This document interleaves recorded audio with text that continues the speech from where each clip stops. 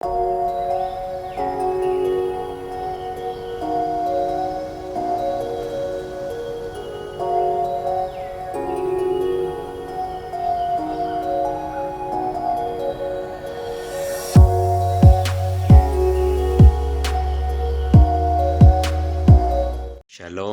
shalom untuk saudaraku seiman dimanapun Anda berada.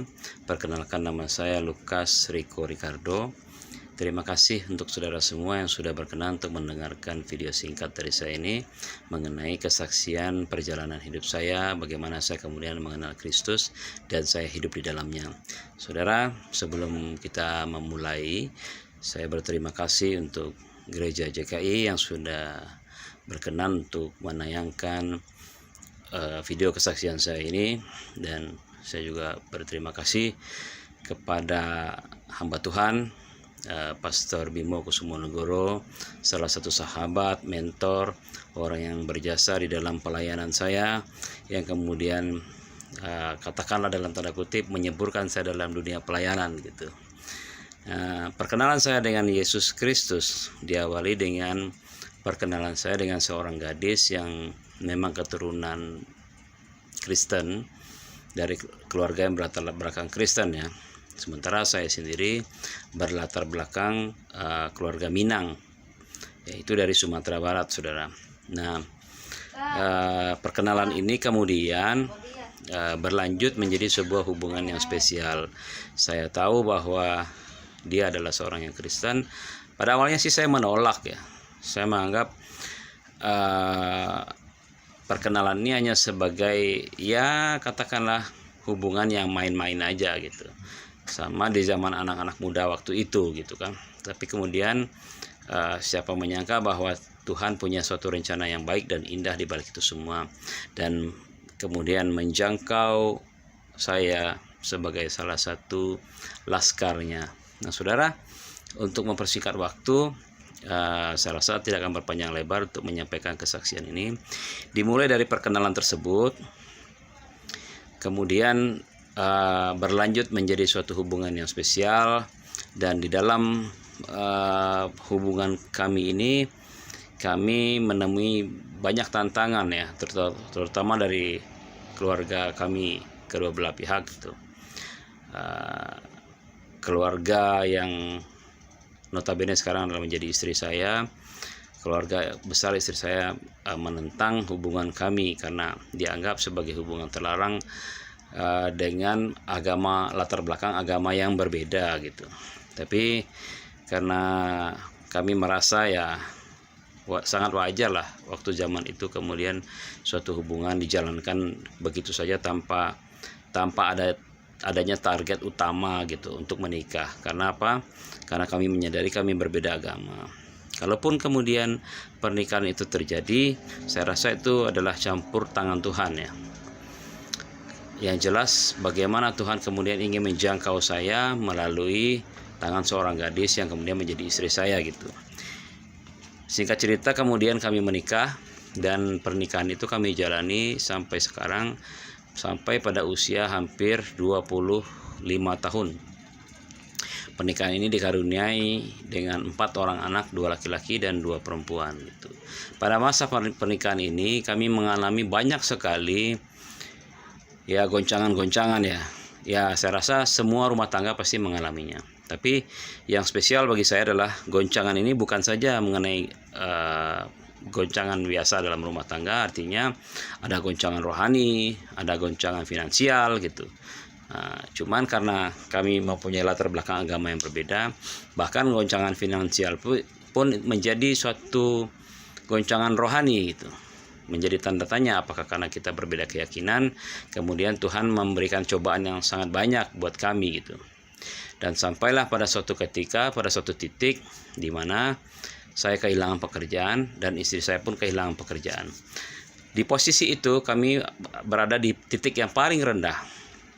Karena sebelumnya saya adalah seorang pekerja seni, saya bekerja di dunia perfilman, dan istri saya bekerja di dunia perhotelan.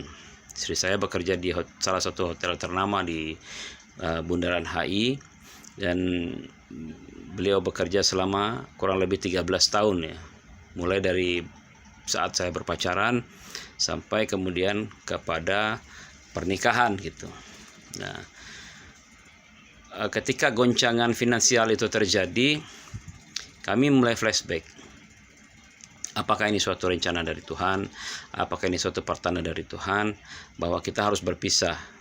Mungkin dikarenakan karena kita berbeda keyakinan. Lalu kemudian saya mencoba merenungi peristiwa itu ketika saya juga kehilangan pekerjaan. Dan di saat-saat kritis seperti itulah saya bertemu dengan Yesus Kristus. Sebetulnya pertemuan itu tidak sengaja.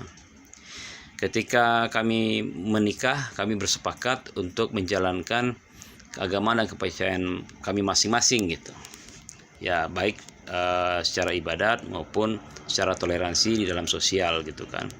Artinya ketika hari Minggu ya istri saya beribadah ke gereja, ketika hari Jumat saya beribadah ke masjid. Namun kita tetap berada dalam satu koridor saling toleransi gitu.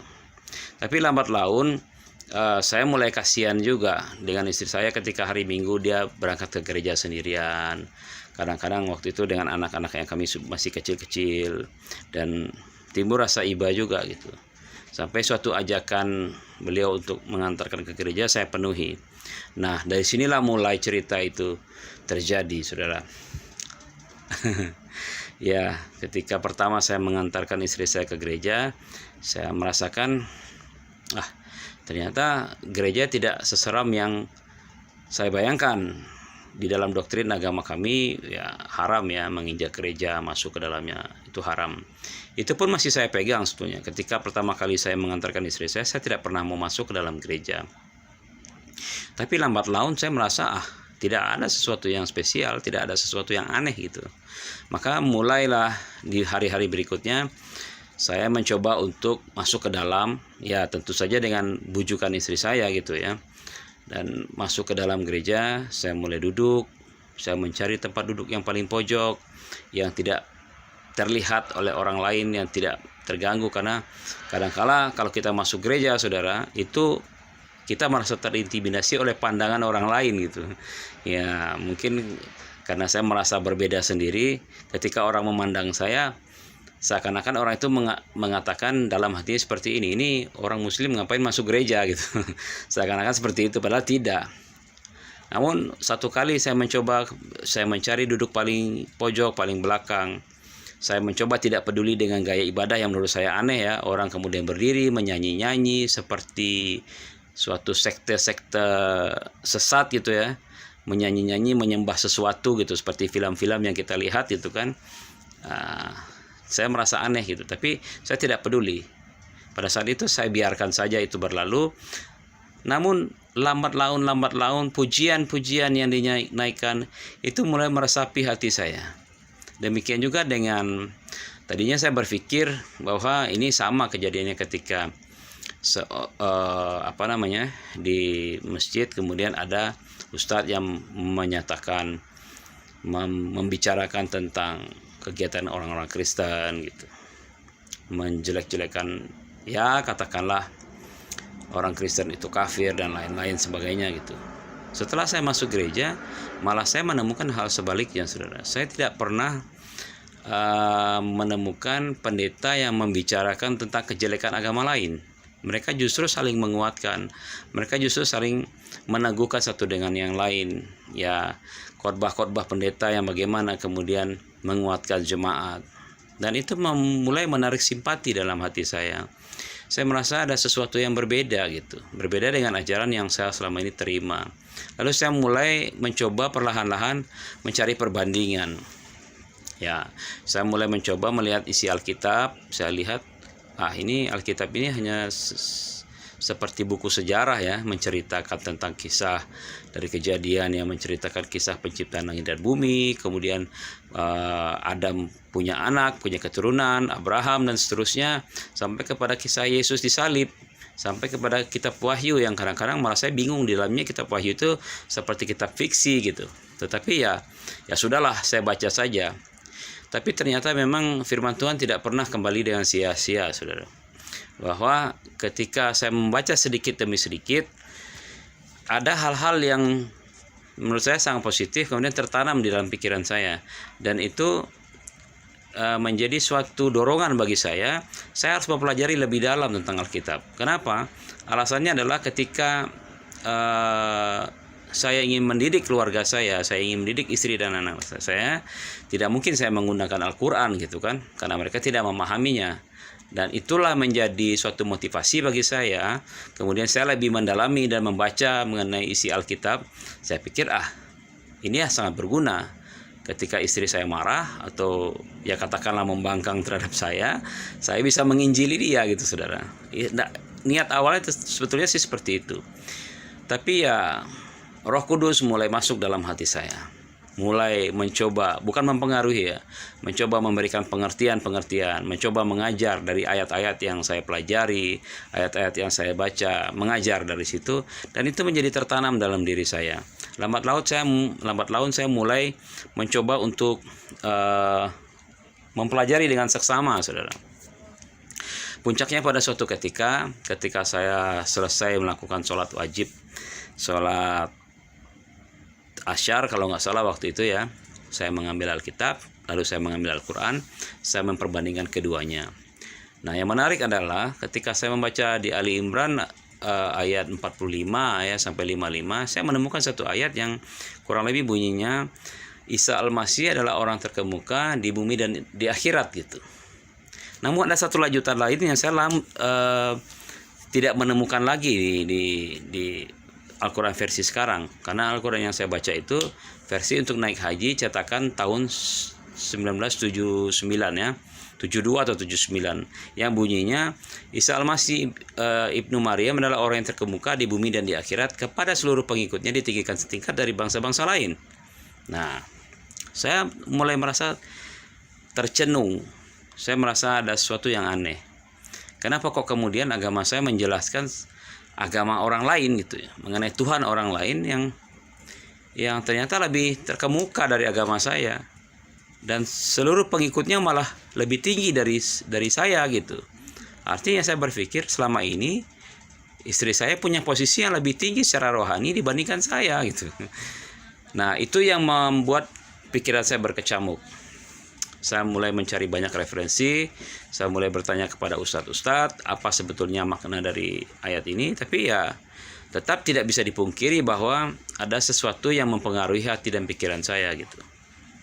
Nah, itulah yang membuat saya kemudian memutuskan untuk mencari siapa Kristus.